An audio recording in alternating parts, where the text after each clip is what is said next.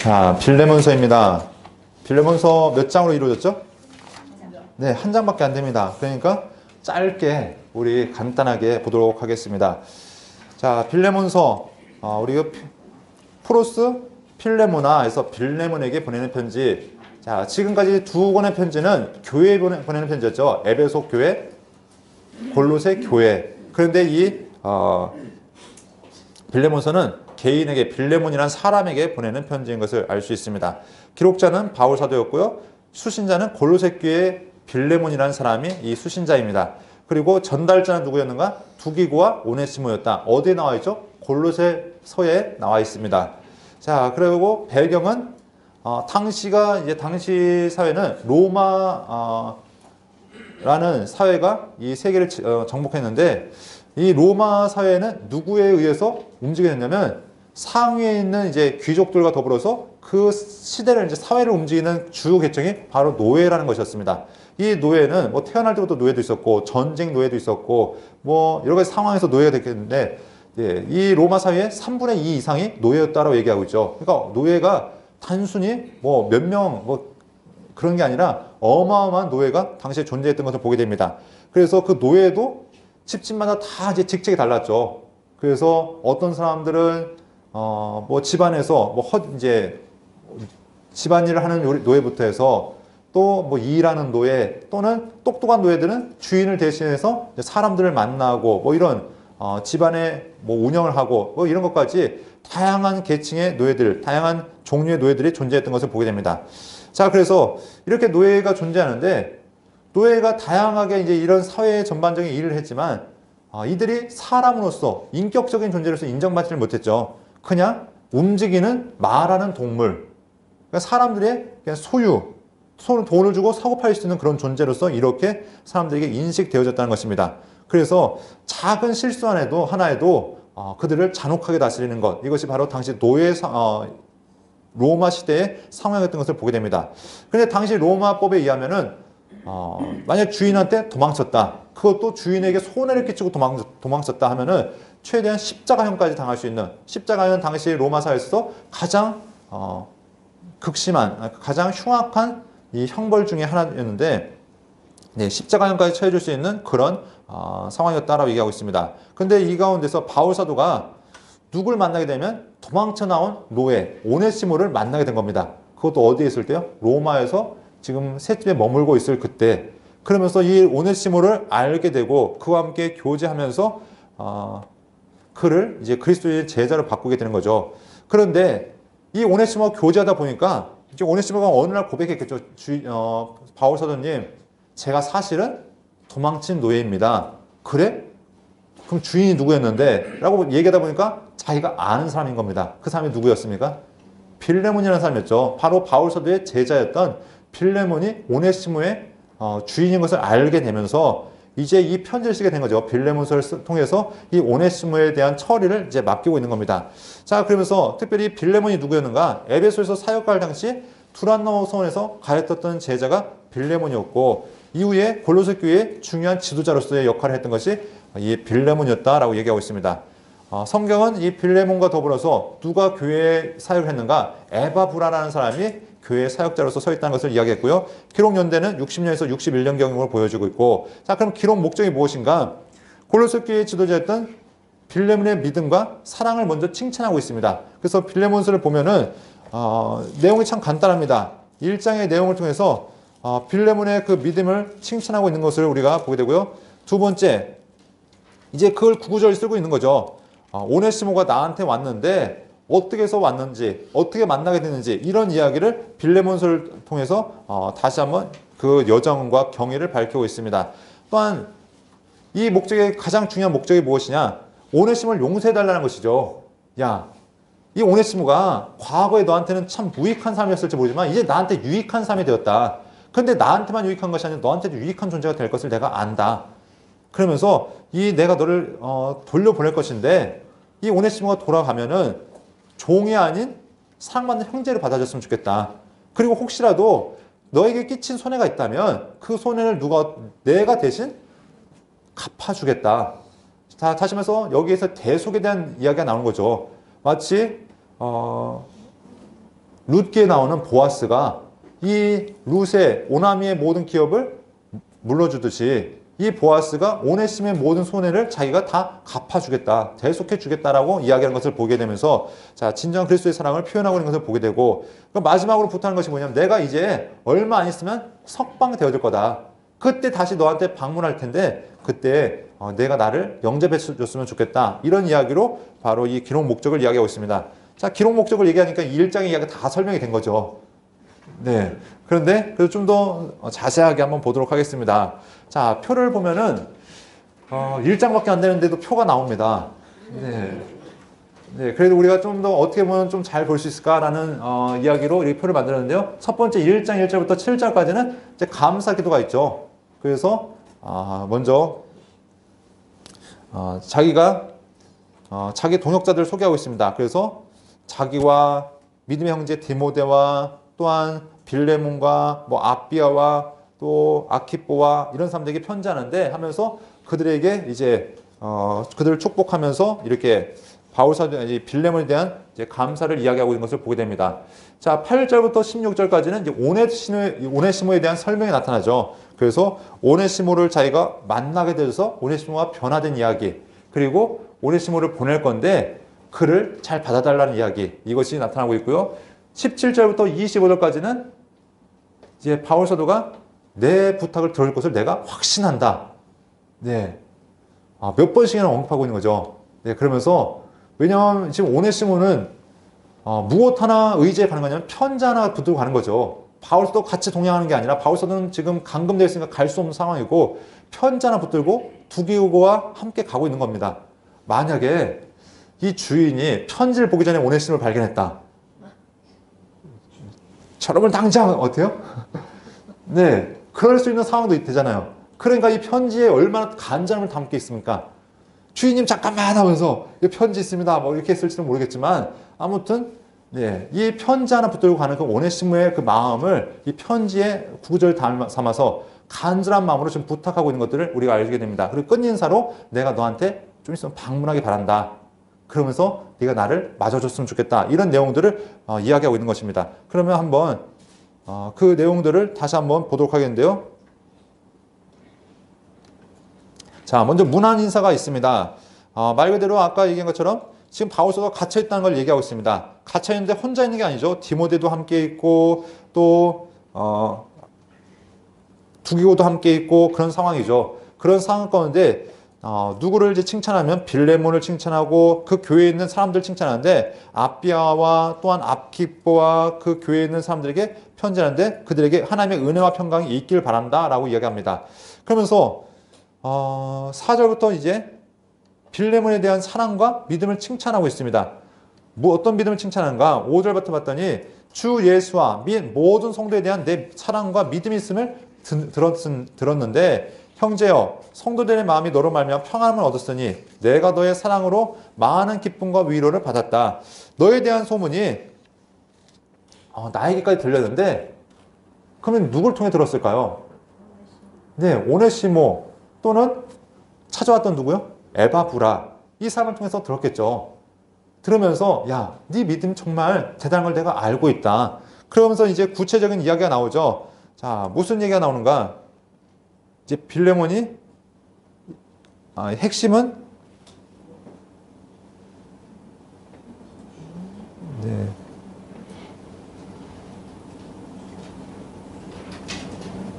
오네시모를 위한 간청이 이제 8절부터 16절까지가 이제 구체적인 이야기죠. 그러면서 내가 너한테 사랑으로 구하는데 지금 내가 갇힌 자 중에 갇혀 있는 가운데 믿음으로 낳은 아들이 하나 있다. 그 아들의 이름이 바로 무엇이냐면 오네시모다.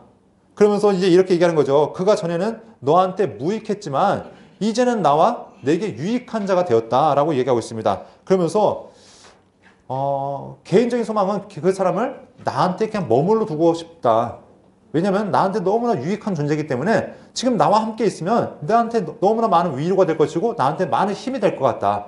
그런데 지금 소유가 누구냐면 그 빌레몬이 너의 주인이기 때문에 네가 그 오네시모의 주인이기 때문에 돌려보내는 것이 합당한 일인 줄 알기 때문에 내가 돌려보낸다라고 이야기하고 있습니다. 그러면서 이렇게 강조하죠. 12절에 내게 그를 돌려보내노니 그는 내 신복이라 강조하는 거죠. 야, 그냥 네 종이 아니라 이제 나한테 정말 중요한 사람이 됐어. 그러니까 다시 한번 생각해줘. 이런 이야기로 부탁하고 있는 거죠. 그러면서 이렇게 이야기하는 겁니다. 13절 우리 보면은 그를 내게 머물러 있게 하여 내 복음을 위하여 갇힌 중에 내 대신 나를 섬기게 하고 싶으나 다만 내 승낙이 없이는 내가 아무것도 하기를 원하지 아니하노니 이는 너의 선한 일이 억지같이 되지 아니하고 자유로 되게 하려 함이라. 내가 너한테 부탁하면 네가 내 말 들어줄 거 안다. 그렇죠. 이미 빌레몬에 있어서는 오네시모는 버림받은 그런 존재였겠죠. 도망갔을 때부터 이놈 잡히면 죽었어 하면서 어때요? 그냥 어쩔 수 없지. 왜냐면 당시에 뭐 핸드폰 있는 것도 아니고 뭐 경찰서에 신고해서 뭐 붙여서 이거 찾을 수 있는 것도 아니고 한 번 잊어버리면 거의 찾을 가능성이 없었겠죠. 그러니까 잊어버린 사람으로 포기하고 있었는데 바울 사도가 알아서 연락이 왔는데 무슨 얘기냐면은 내가 그 사람 나한테 주는 게 참 유익한 일이지만 이거는 이체 도리에 맞는 일이 아니다. 만약에 내가 기회가 되어지면 다시 돌려보내주면 내가 다 감사히 받겠지만 일단은 너에게 돌려보내는 일이 맞는 일이다 라고 이렇게 이야기하고 있는 것이죠. 그러면서 내 승낙을 구한다 라고 이렇게 부탁하고 있는 것을 보게 됩니다. 그래서 15절에 이렇게 가죠. 아마 그가 잠시 떠나게 된 것은 너로 하여금 그를 영원히 두게 함이리니 하면서 16절에 이후로는 종과 같이 대하지 아니하고 종 이상으로 곧 사랑받는 형제로 둘 자라. 내게 특별히 그러하거든 하물며 육신과 주 안에서 상관된 내게랴. 네. 이 오네시모를 향한 그 사랑이 철철 넘쳐나죠. 어떻게든지 오네시모를 감싸고 그를 보호하고자 하는 이 바울 사도의 마음이 표현되어지고 있는 것들을 보게 됩니다. 그러면서 이제 17절부터 이렇게 이야기하고 있는 것입니다.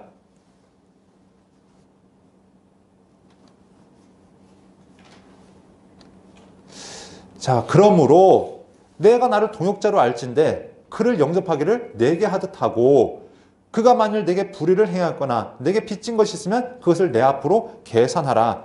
자, 이거는 빌레몬이 감히 할 수 있을까요? 지금 오네시모가 간 돈 그대로 남아있을까요? 주인의 재산에 손해를 끼치고 돈을 가지고 갔는데 바울 사도님 그때 이 오네시모가 한 2억 가지고 도망쳤는데 갚아주십시오. 얘기할 수 있을까요? 네. 부탁하는 거 완곡하는 거지. 야, 부탁 네가 나한테 말 못할 거 아는데 네가 날 그렇게 존경하고 사랑한다면 용서해 줄 수 있겠니? 그런 어떻게 보면 돌려 말하는 거죠. 그러면서 이 오네시모를 나를 영접하듯이 그렇게 영접했으면 좋겠다. 그러면서 이제 마지막으로 이렇게 권면하는 이 바울 사도의 이야기를 볼 수 있다는 겁니다. 자, 그러면서 이제 마지막 이야기가 나타나죠. 이제 끝인사로 나타나는데 바울 사도가 이렇게 얘기합니다. 내가 친필로 쓰는데 내가 친히 갚겠다. 야, 정말로 내가 갚아줄 거니까 정말 부탁할 일 있으면 나한테 꼭 이야기했으면 좋겠다. 그러면서 20절에 이렇게 얘기합니다. 오 형제여, 나로 주 안에서 너로 말미암아 기쁨을 얻게 하고 내 마음이 그리스도 안에서 평안하게 하라. 하면서 나는 내가 순종할 것을 확신함으로 내게 썼노니 내가 내게 말한 것보다 더 행할 줄을 아노라. 자, 21절 네, 바울 사도의 아주 강한 마음이 드러나죠. 나는 네가 순종할 것을 분명히 알고 있다. 오네시모 받아줄 거 내가 분명히 확신한다. 그러면서 오직 너는 나를 위하여 숙소를 마련하라. 너희 기도로 내가 너에게 나아갈 수 있기를 바란다. 하면서 내가 조만간 너희한테 갈 거야. 이제 얼마 있으면 이 감금 기간이 끝나는데 가서 보자 하면서 이야기합니다. 그 얘기 무슨 얘기예요? 그때까지 오네시모 안 살아있으면 너 두고 보자. 그런 얘기가 어떻게 보면 은연중에 깔려 있는 거죠. 그 얘기는 네, 오네시모 꼭 지켜줘 하면서 그 빌레몬에게 다시 한번 당부하고 또 당부하는 모습들을 보게 됩니다. 그러면서 마지막에 당부하는 끝인사가 있는 거죠. 그리스도 예수 안에서 나와 갇힌 자 된 에바브라와 또한 나의 동역자 마가 아리스타고 데마 누가가 문안한다. 그러면서 너희 주 예수 그리스도의 은혜가 너희 심령에 함께 있을지어다. 이렇게 이야기하는 것을 보게 됩니다. 자, 그러면 이걸로 해서 이제 오네시모 이 빌레몬서가 끝나는가? 아니죠. 이제 이야기가 그 뒷이야기가 있어야 되겠죠. 어떻게 됐을까요? 가자마자 죽었을까요? 네. 여기서부터 이제 교회 전승에 이제 어떻게 내려오는가를 봐야겠죠. 교회 전승에 의하면 이 빌레몬이 바울 사도의 이야기를 받아들여서 이 오네시모를 이제 용서해 줬다고 얘기합니다. 그런데 단순하게 용서하고서 야, 이제 더 이상 도망가지 말고 내 집에서 일하라가 아니라 그를 석방해 주었다고 얘기하죠. 노예에서 해방시켜 주었다. 다시 말해 노예 증서를 찢어버렸다는 겁니다. 근데 만약에 오네시모를 이렇게 찢어버렸다면 나머지 종들은 어땠을까요? 빌레몬이 부유한 사람으로 보이는데 그 집에 오네시모 하나만 노예였을까요? 아니었겠죠. 만약에 오네시모 그 자기의 주인의 재산을 손해를 끼치고 도망갔던 그 오네시모까지 용서했다면 나머지 종들은 투굴 것도 없겠죠. 그냥 나머지도 역시 석방하지 않았을까? 우리가 이렇게 짐작해 볼 수 있습니다. 왜냐하면 이제 우리가 이제 역사를 보면은 이 오네시모가 나중에 오네시모라는 이름이 등장하는데 어떻게 등장하냐면 나중에 이제 교부들의 증언에 보면은 이 오네시모가 빌레몬과 오네시모가 초대교회 감독이 되었다라고 얘기합니다. 바울 이 빌레몬의 용서를 통해서 이 오네시모가 교회의 지도자로 서게 되고 나중에 이 오네시모의 중요한 사역이 무엇이냐면 자기를 받아주고 복음을 전했던 그 바울 서대에 너무나 감사해서 바울 서대에 흩어져 있던 복음서를 이 서신서들을 모으는 역할에 이 오네시모가 최선을 다했다고 얘기합니다.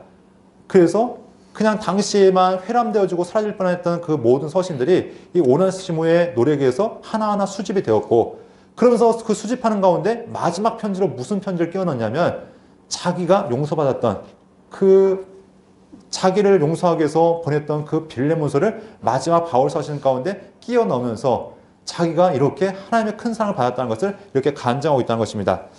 자, 오늘 이 이야기는 단순하게 개인에 대한 이야기가 아니라 오늘 이야기는 그리스도의 사랑이 어떻게 실현되어졌는가, 바울 사도를 통해서 예수님의 사랑이 어떻게 나타났는가, 그리고 이것이 빌레몬을 통해서 어떻게 이루어졌는가, 이것들을 우리에게 보여주는 동시에 당시 로마 사회를 향한 이야기가 될 수 있다는 것입니다. 아까 바울 사도는 에베소서, 골로새서를 통해서 세 번째 이야기가 무엇이냐면 남편과 아내, 두 번째는 자녀와 부모, 세 번째는 주인과 종에 대한 이야기였었습니다. 상정과 노예에 대한 이야기였는데 바울 사도는 당시에 이 이야기를 쓰면서 너희가 주인과 종이 서로를 배려해라. 그런데 지금 이 빌레몬서를 통해서 무슨 얘기입니까? 단지 배려하는 차원이 아니라는 것이죠. 그리스도의 진정한 사랑은 이 노예로서 단지 두는 것이 아니라 그 사람을 자기 같은 동일한 형제로 받아들이는 것. 이것은 당시 로마 사회에 있어서 어마어마한 혁명이었겠죠. 단지 그를 석방하는 차원이 아니라 그를 자기의 같은 형제로 받아들이고 그를 함께 도리어 더 세워나가는 그리스도의 일꾼을 세워가는 그 모습은 로마법에 어떻게 보면 정면 대결하는 일이 될 수 있었다는 것입니다. 이것이 바로 그리스도의 복음이 로마 사회를 변화시키는 그 가장 중요한 원동력이 되었다는 것을 이야기하고 있습니다.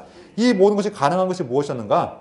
그리스도의 사랑만이 가정을 변화시킬 수 있고 또한 사회를 변화시킬 수 있는 원동력이라는 것을 이야기하고 있다는 것입니다.